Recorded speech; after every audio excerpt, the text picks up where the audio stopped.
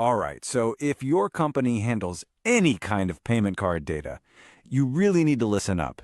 There's been a massive shift in the security world. It's called PCI DSS 4.0, and trust me, it's way more than just a minor update. It's a whole new ball game.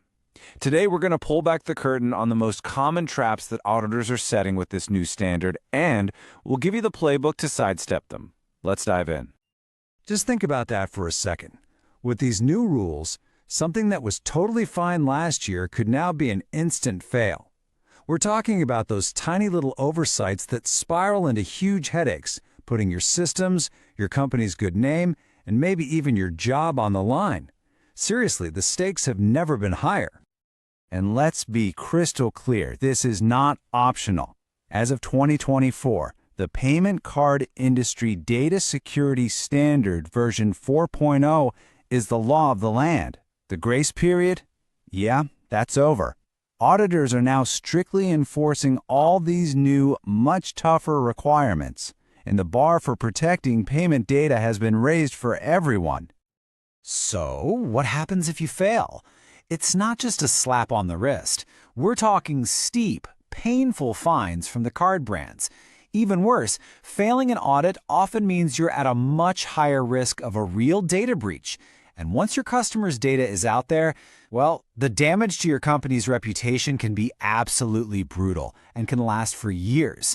So this isn't just an IT headache. This is a business problem. Okay, so how do you stay out of trouble? Simple. You have to know where the traps are hidden. We've gone through and found the 6 most common failure points that auditors are zooming in on right away. Think of these as the 6 biggest landmines you have to carefully navigate to pass your next audit. First up, and honestly, this is the big one, scope creep. This is the classic #1 mistake of not knowing exactly which of your systems are touching cardholder data. I mean, if you can't even define the battlefield, how in the world are you supposed to defend it? This is the root of so many audit failures, because if your scope is wrong, everything else you do is wrong too. So, where does this scope creep come from? Well, it's usually the simple stuff, the things you forget. Maybe you spun up some new cloud services, or you forgot about that third-party vendor who processes payments for you, or maybe a new undocumented part of the network popped up. Each one of these things expands your cardholder data environment, your CDE, and grows your risk. For an auditor, finding out there's no formal, signed-off document that says exactly what's in and out of scope, that's a massive red flag. The second trap follows right on the heels of the first. Missed scans and patches. This is all about the fundamentals, just basic security housekeeping. It's about proving you are constantly looking for holes in your defense and that you're fixing them fast. It sounds easy, right? But it's an incredibly easy place to fall behind. And the rules here are super specific. The standard says you need external vulnerability scans at least every 90 days. But companies miss that window all the time, especially around the holidays. A really common mistake is running the scan, but oops, you forgot to include all the systems that were supposed to be in scope. And if an auditor finds a critical security patch that's just been sitting there for weeks on end, that's an immediate problem. All right, on to trap number 3, outdated access controls. This is all about one simple question. Who has the keys to the kingdom? PCI 4.0 is extremely strict about making sure only the right people have access to sensitive data, and, crucially, that you're checking this on a regular basis. A lot of organizations are still stuck in the old way of doing things here, and it's catching them out. So, under the new rules, you have to review who has access at least every 180 days. Not once a year, every 6 months. That one change alone trips up so many people.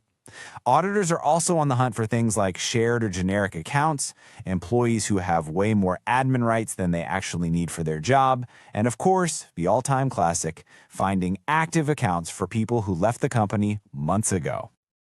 Now this next trap, it's a sneaky one. Silent system failures. This is when one of your critical security tools, like a firewall or your anti-malware software, just stops working. And nobody notices.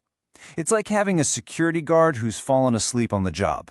It's not enough to have these tools. You have to prove they're awake and working 24/7.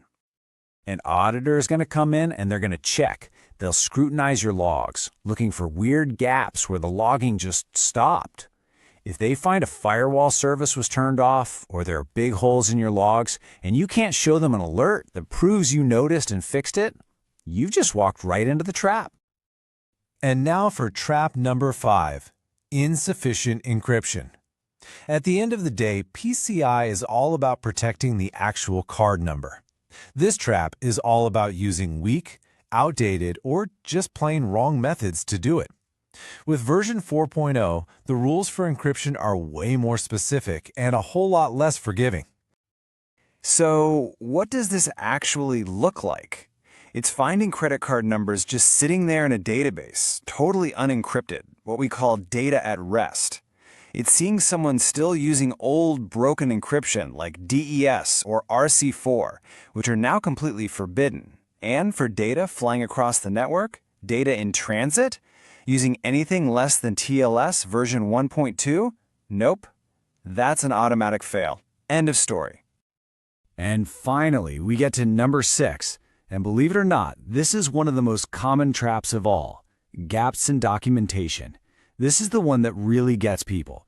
You can do everything right on the tech side and still fail your audit simply because your paperwork is a mess. Because to an auditor, if you didn't write it down, it never happened. Think about it. This documentation is your proof. Without it, you can't prove a thing. Auditors are going to ask for your network diagrams to make sure they're complete and current. They'll check your change logs. They'll look at your policy documents to see if they've been touched in the last year. And you bet, they're going to ask for proof that your team has actually been trained on security. A weak paper trail just blows up all your other hard work. Okay, I know that was a lot of doom and gloom, but don't worry. For every single trap we just talked about, there is a clear escape route. So let's pivot from the problems to the solutions. Here's your strategy to turn these common audit failures into total compliance triumphs. So to get out of that scope creep trap, it's all about clarity. You need to create detailed data flow maps that show exactly how and where card data moves through your systems.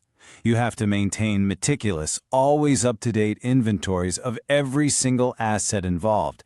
And then you use strict network segmentation with things like firewalls and virtual LANs or VLANs to build a real fortress around your data environment. For scans and patches, you got to get ahead of the clock. Don't wait until day 89. Just schedule your vulnerability scans monthly, not quarterly. That gives you a nice, safe buffer. Create a strict policy to get critical patches applied within a couple of weeks, not months. And the most important part? Document everything. Every scan, every fix, every patch. Build that paper trail. To get your access controls up to snuff, put it on a schedule. Automate it or just get it on the calendar so you never miss that 180-day deadline. Enforce role-based access control. That's RBAC, which basically just means people only get the absolute minimum permissions they need to do their jobs and nothing more. And of course, require multi-factor authentication everywhere that card data can be accessed. And the fixes for our last 3 traps? Well, they're thankfully pretty straightforward. For monitoring, get 24/7 tools in place that scream with an alert the second a critical service fails. For encryption, the answer is simple. Use strong, modern standards like AES 256 for your stored data and TLS 1.2 or higher for data on the move.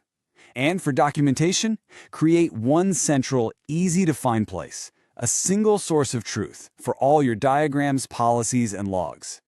So as you can see, passing a PCI 4.0 audit isn't just about ticking off boxes. It really demands a different way of thinking about security and compliance.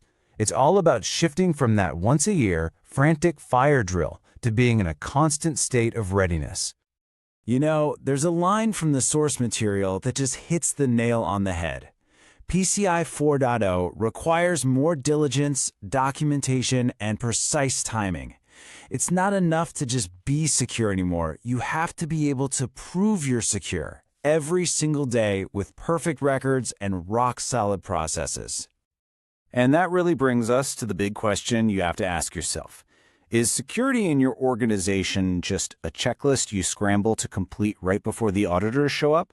Or is it a culture, something that's built into the way you do things every single day? With PCI 4.0, there's really only one right answer. Thanks for watching.